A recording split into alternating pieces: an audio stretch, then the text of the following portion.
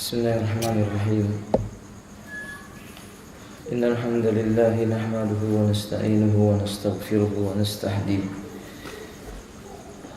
Wa na'udzu billahi min shururi anfusina wa sayyiati a'malina. Man yahdihillahu fala mudilla lahu wa man yudlilhu fala hadiya lahu. أشهد أن لا إله إلا الله وحده لا شريك له وأشهد أن محمدا عبد الله ورسول الله. اللهم صل على محمد وعلى آله وأصحابه ومن تبعهم بإحسان إلى يوم الدين. أما بعد. Ikhwati rahimani wa rahimakumullah. Kita lanjutkan kitab Al-Fusul fi Siratir Rasul lil Imam Ibn Katsir rahimahullah ta'ala. Faslun Al-Isra'u wal-Mi'raju wa ardun Nabi sallallahu alaihi wasallam nafsahu al-qabail. Isra' Mi'rajnya Nabi sallallahu alaihi wasallam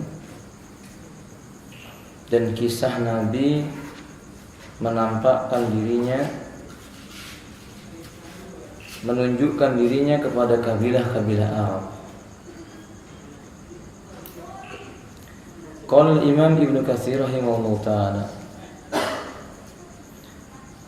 wa usriya bi Rasulillah sallallahu alaihi wasallam bi jasadi ala sahihi min qaulai sahabah wal ulama min al-masjidil haram ila baitil muqaddas raqiban al-buraqa fi suhbati Jibril alaihi salam fanazala sama wa amma bil anbiya'i bi baitil muqaddas fa shalla bihim.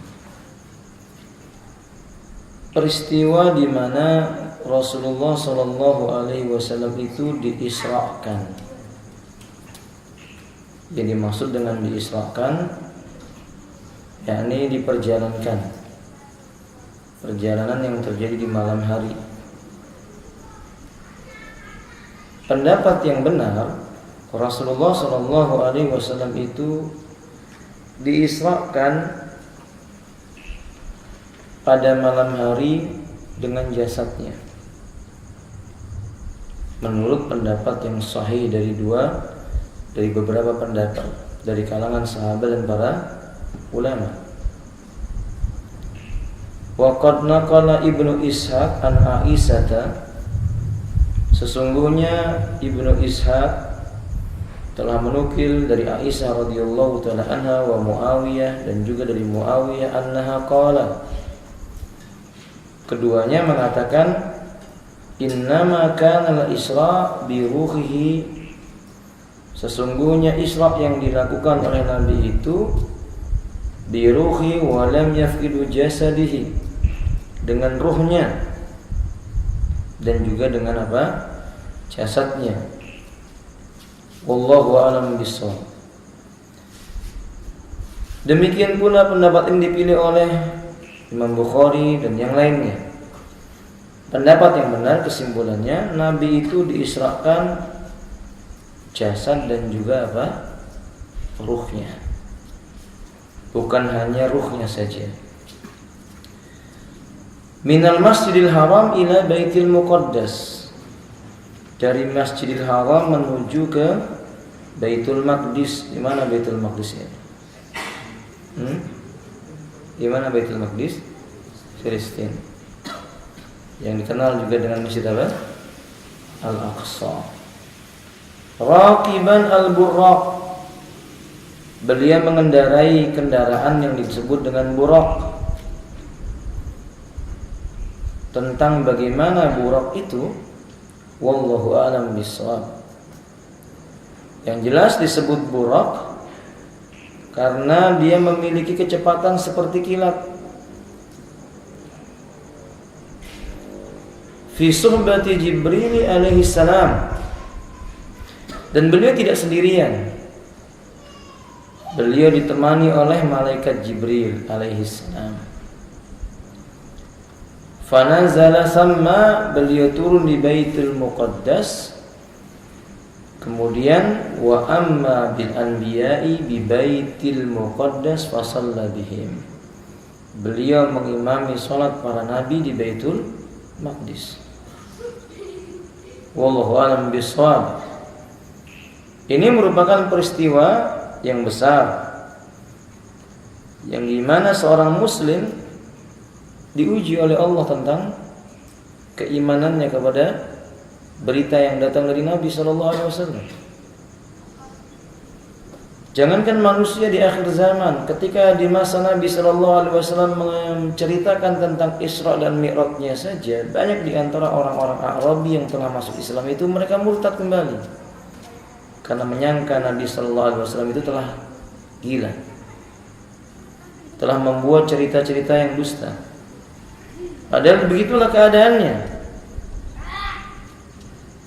Dan tidak mungkin Nabi berbicara dengan hawa nafsunya. Wa ma yantiqu 'anil hawa in huwa illa wahyu. Dan tidak boleh kaum muslimin tidak mengambil apa yang datang darinya. Wa ma atakumur rasulu fakhuduhu. Di ayat yang lainnya Allah mengatakan fala wa rabbika la yu'minuna hatta yuhaqqimuka fima shajara bainahum summa la yajidu fi anfusihim harajan mimma qadaita wa yusallimu taslima. Jadi kaum muslimin menerima apa yang datang dari Nabi SAW tentang beliau turun di Baitul Maqdis, perjalanannya satu malam, tentang beliau mengimami para nabi di Baitul Maqdis. Ini juga harus kita imani. Bila ada yang bertanya, bukankah para nabi telah meninggal dunia? Maka tidak ada yang sulit bagi Allah Tabaraka wa Ta'ala. Jika Allah menghendaki sesuatu, maka Allah tinggal berkata jadilah, maka sesuatu itu akan terjadi. Kun fayakun. Karena itu ikhwati rahimanillah, tentang bagaimana cara Nabi mengimami salatnya, syariat siapa yang dilakukannya, menggunakan cara salat yang bagaimana, tidak datang riwayat-riwayat tentang hal ini. Tugas kita mengimani berita yang disampaikan oleh Nabi SAW. Nah, kemudian beliau berkata, summa urija bihi tilkal laila min hunaka ila sama'id dunya. Kemudian di malam itu juga dari Baitul Muqaddas atau Baitul Maqdis Nabi dimi'rajkan. Ini mi'raj, diangkatnya Nabi dari bumi Baitul Muqaddas menuju ke Sidratil Muntaha, langit yang ketujuh.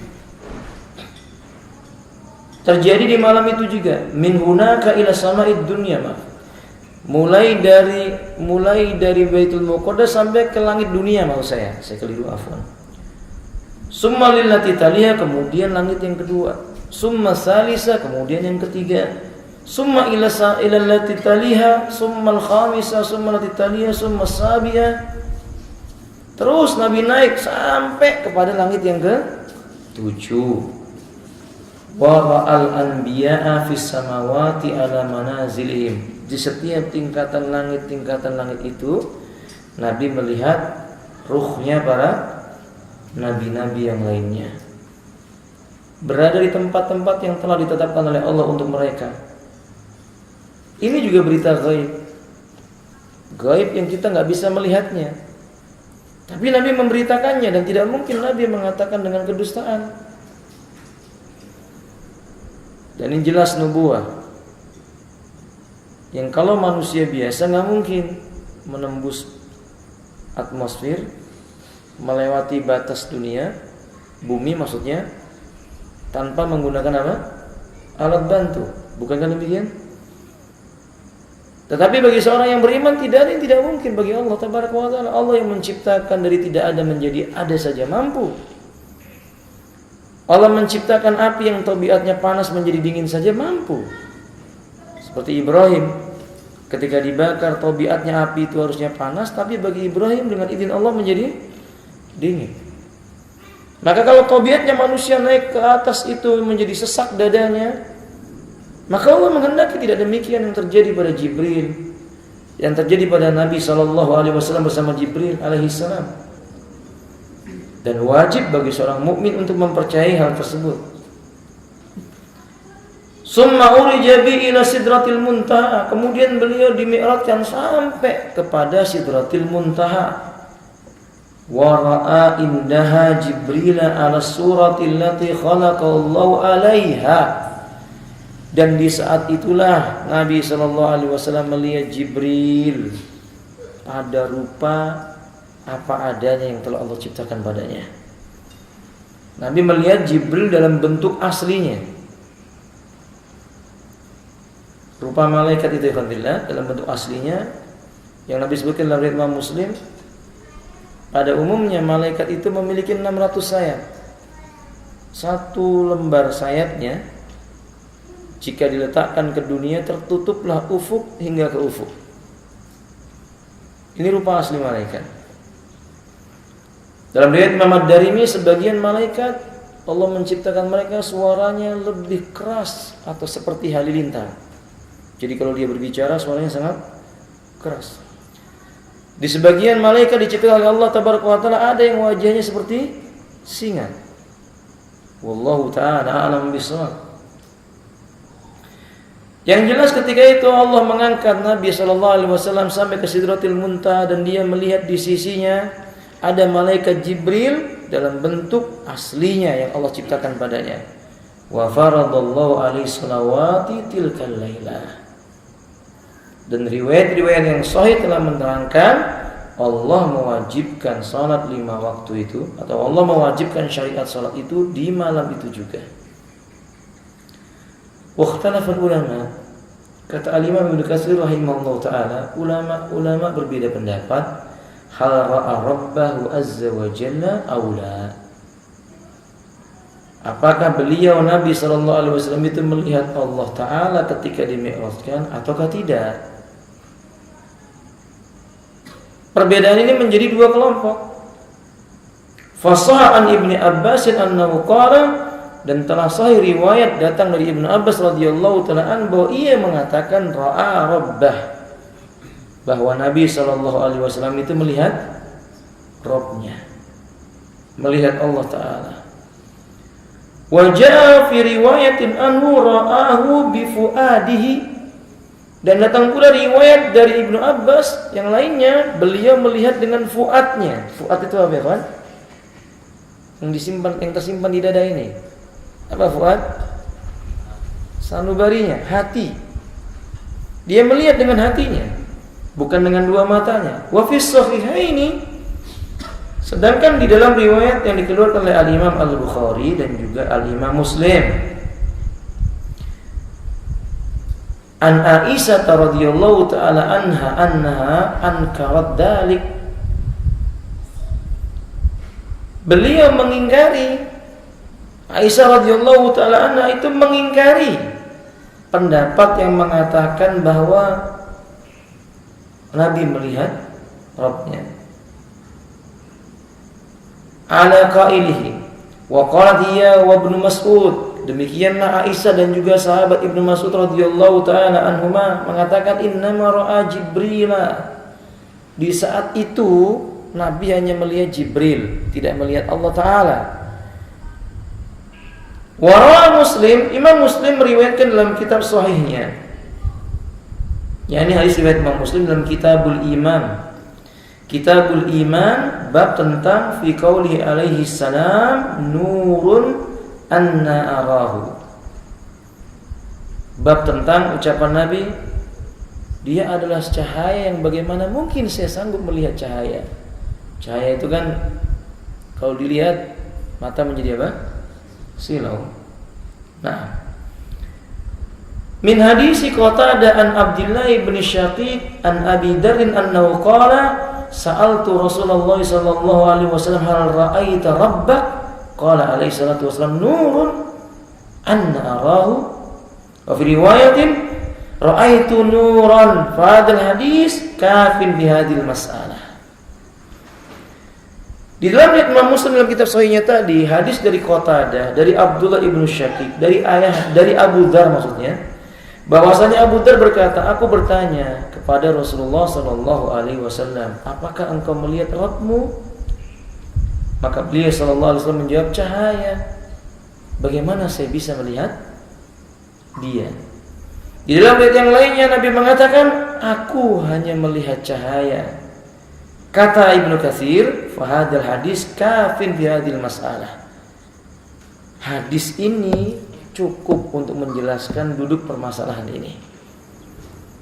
Kalau seandainya Ibnu Abbas mengatakan bahwa Nabi melihat Rabbnya, jawabannya benar, yaitu Nabi melihat apa? Cahaya Rabbnya. Tapi kalau yang dimaksud dengan melihat zat Rabbnya, tidak. Makanya Aisyah mengatakan tidak. Tapi dia hanya melihat cahayanya. Faham kan? Maka ini tidak bertentangan.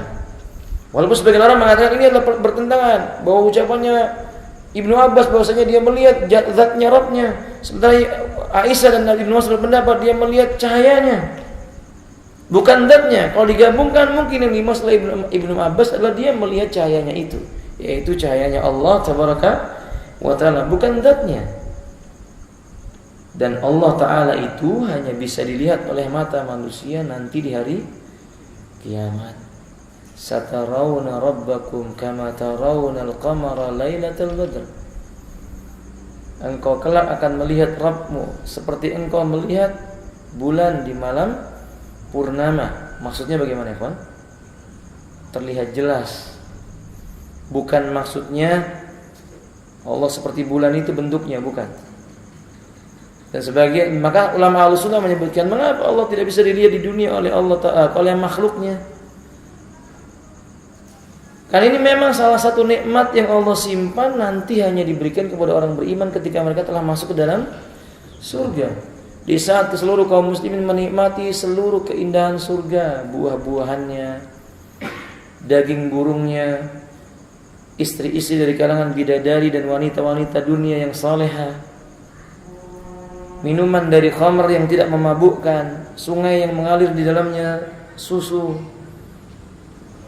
dan yang lain-lainnya. Di saat mereka sudah menikmati keindahan dunia, dan ketika buah-buahan didekatkan kepadanya, sampai Allah mengatakan kepadanya, kulu hani'an mari'a, makan, kulu wasrabu hani'an mari'a, makanlah dan minumlah dalam keadaan kau menikmati dengan tenang, dengan nikmat. Maka ketika itu Allah akan menampakkan dirinya, sehingga seolah-olah seluruh kenikmatan surga itu hilang, karena jauh terkalahkan dengan menikmat, jauh terkalahkan dengan kenikmatan melihat wajahnya Allah Tabaraka wa Ta'ala. Nah, ikhwati rahimani, Ahlussunnah meyakini demikian. Nah, kemudian walamma asbaha Rasulullah sallallahu alaihi wasallam fi qaumi akhbarahum bima arahu Allah min ayatihi al-kubra. Fastadda taqdibuhum lahu wa ada'uhum wastijra'uhum alaihi. Ketika datang waktu pagi, Nabi telah kembali lagi ke kota Makkah, maka Nabi pun menjumpai kaumnya, memberitakan apa yang telah Allah tampakkan kepada Nabi SAW dari tanda-tanda kekuasaan Allah yang besar itu. Serta merta semakin bersangatanlah sikap pendustaannya orang-orang Quraisy kepada Nabi. Mereka mendustakan Nabi, semakin keras mendustakannya, semakin keras menyakitinya, semakin keras sikap buruk mereka, ejekan-ejekan mereka kepada Nabi SAW. Ini memberikan faedah kepada kita ya khafillah. Terkadang begitulah dakwah, di mana kebanyakan manusia mendahulukan akal dan hawa nafsunya.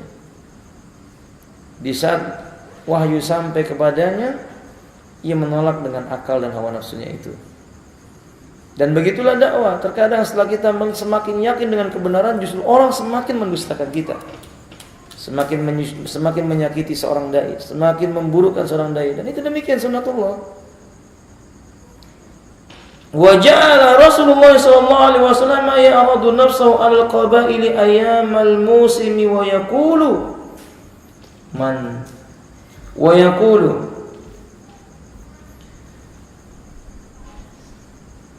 beliau berkata, man rajulun yahmiluni ila qaumi fayamna'ani hatta uballigha risalata rabbi. Karena ditentang, karena didustakan, maka justru Nabi SAW ketika itu menampakkan kepada kaumnya, menjumpai kaumnya, menunjukkan dirinya, menjumpai kabilah-kabilah pada musim haji. Dan Nabi SAW kemudian mengatakan kepada mereka, siapakah yang sudi di antara kalian yang mau membawa diriku kepada kaumnya dan membela aku? Nabi tawarkan, siapa di antara kalian yang mau membawa aku menjumpai kaumnya dan membela diriku untuk mengatakan apa yang aku dapati dari Rabbku? Dan Nabi SAW ucapkan itu berulang-ulang. Lalu kata beliau, fa inna Quraisyan qad mana'uni an uballigha risalata rabbi. Karena orang Quraisy mereka menolak, tidak mau menerima apa yang aku sampaikan dari risalah yang datang dari Rabbku. Nah kalian, kata Nabi datang ke di musim haji itu, mana mereka yang mau membawa aku kepada kaumnya? Karena yang datang haji bukan hanya orang-orang Quraisy, dari Ansor mereka juga datang.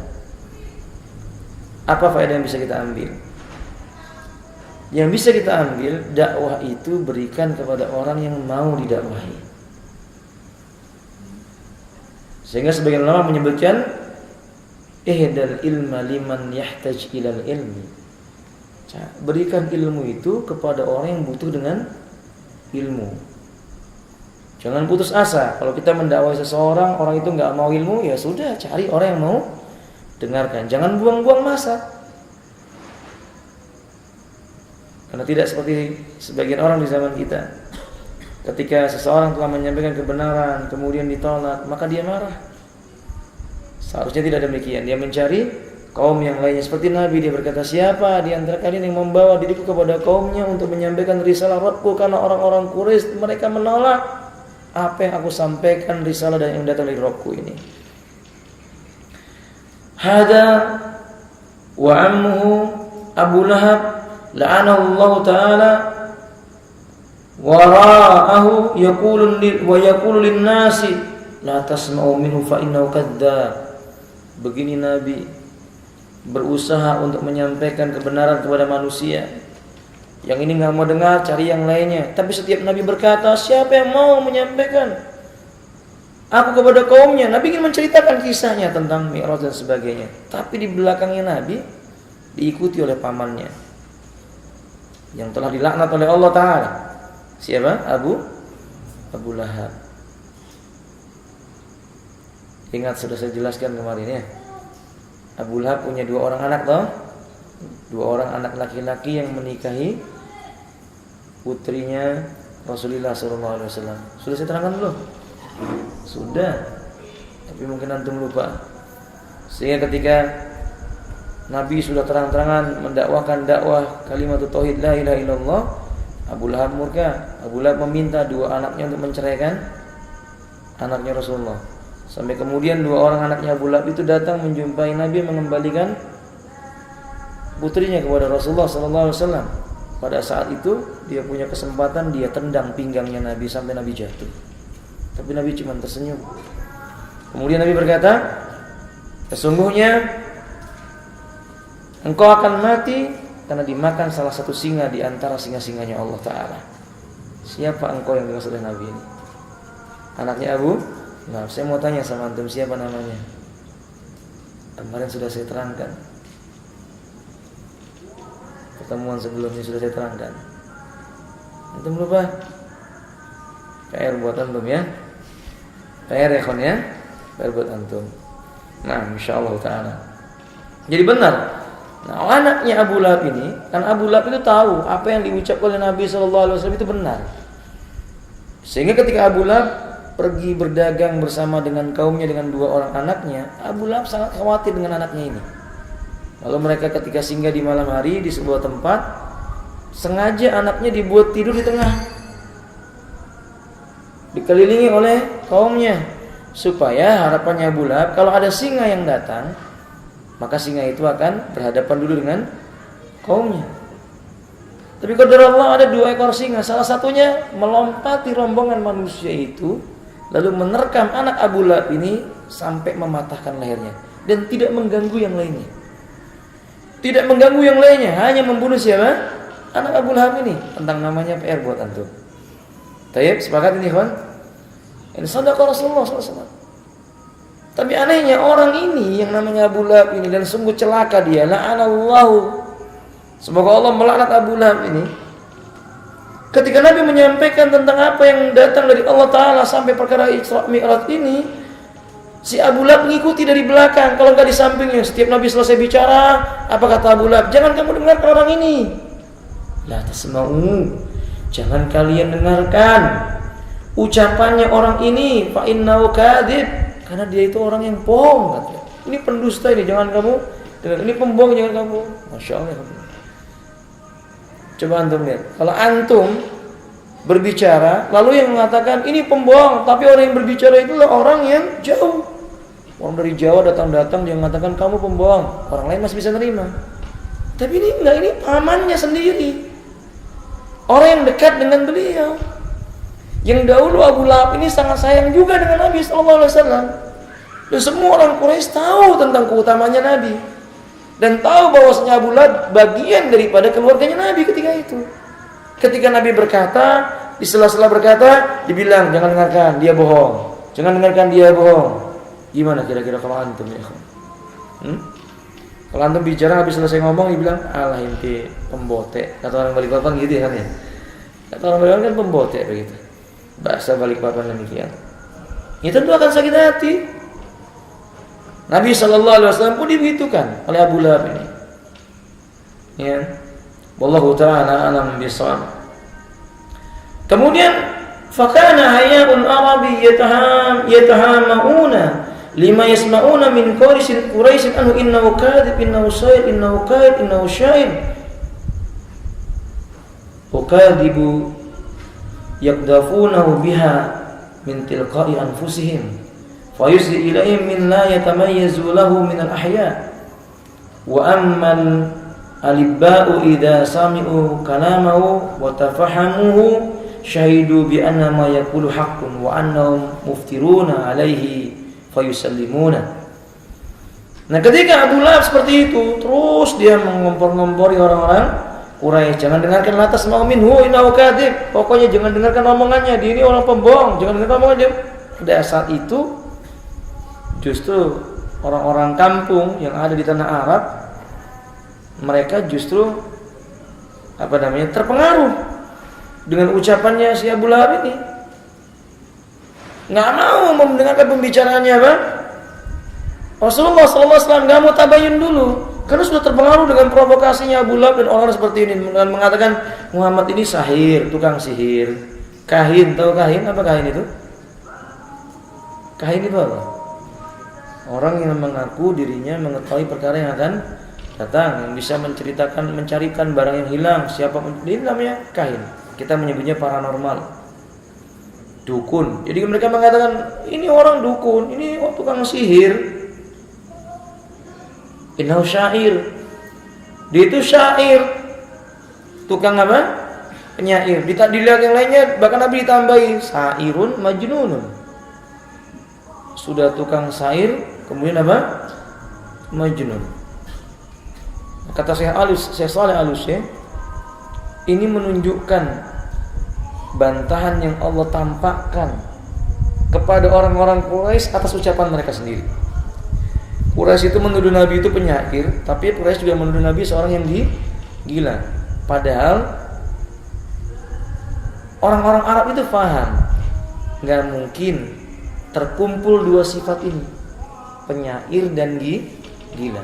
Kenapa? Karena orang gila itu akalnya nggak ada, sementara penyair akalnya zaki, cerdas. Faham maksudnya, Fan?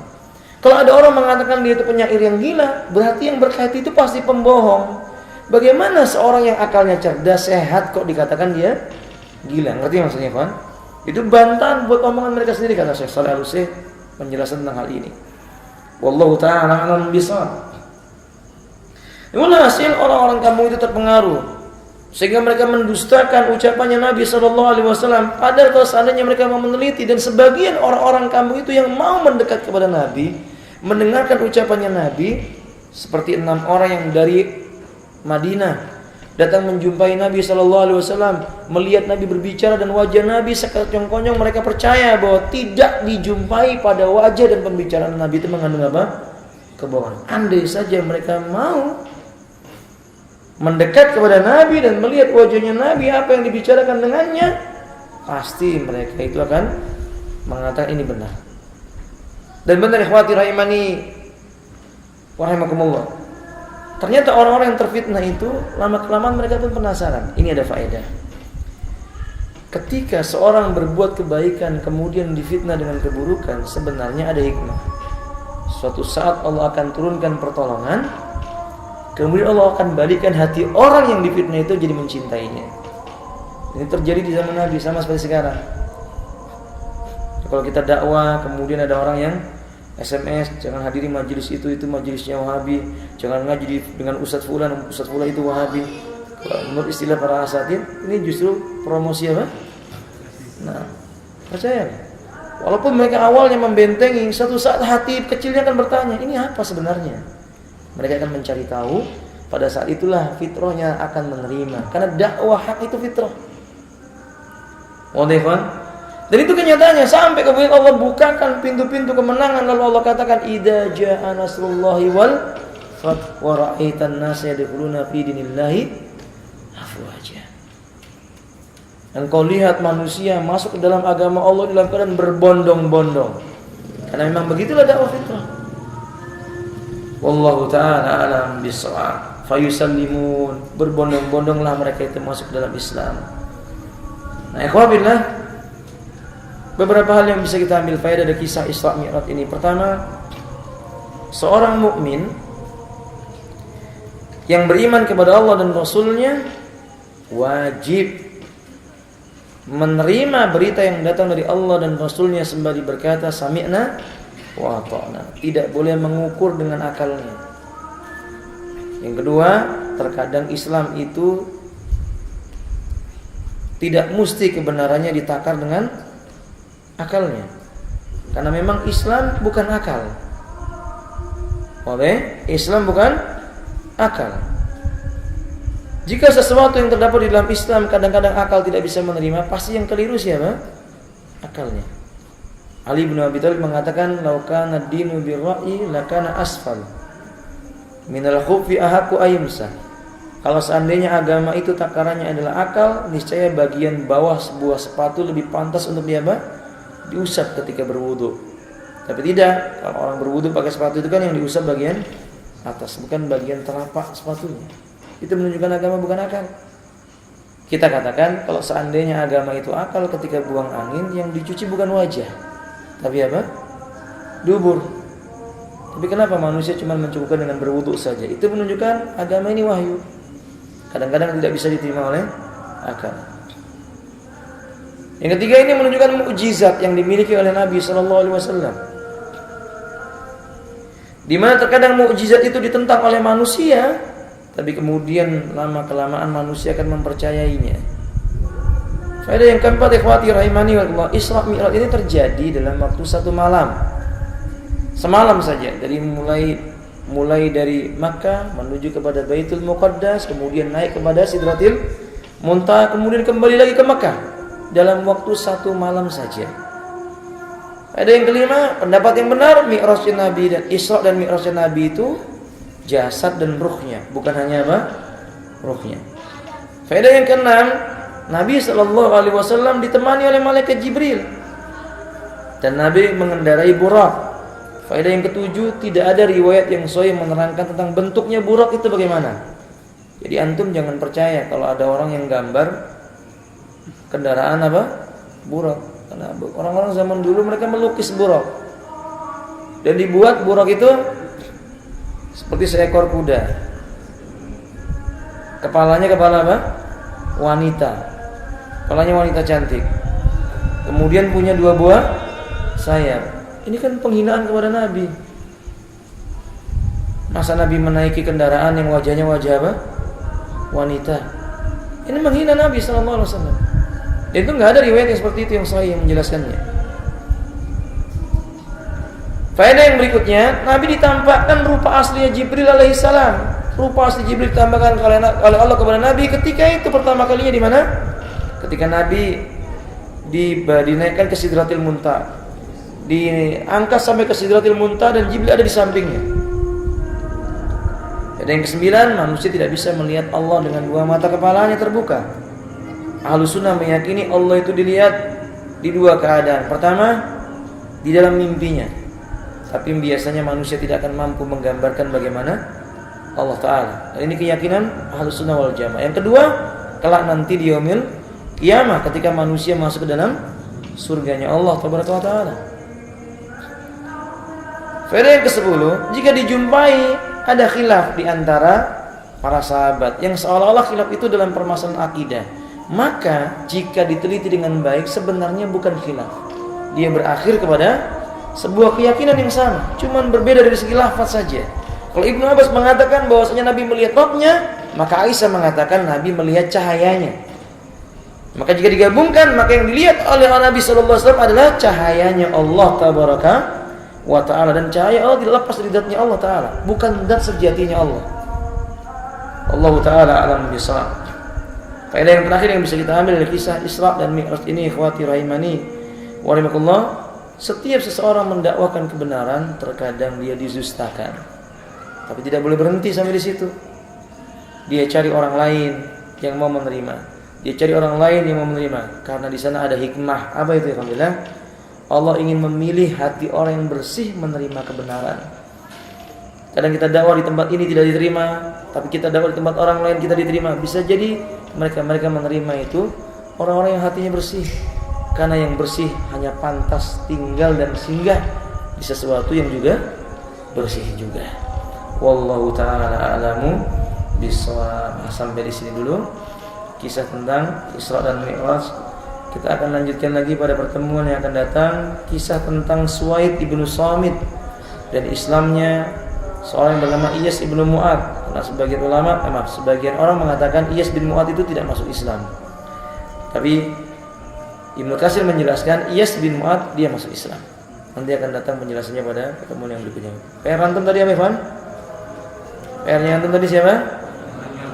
Mencari tahu namanya anaknya siapa? Abu Lahab yang menikah dengan putrinya Rasulullah sallallahu alaihi wasallam.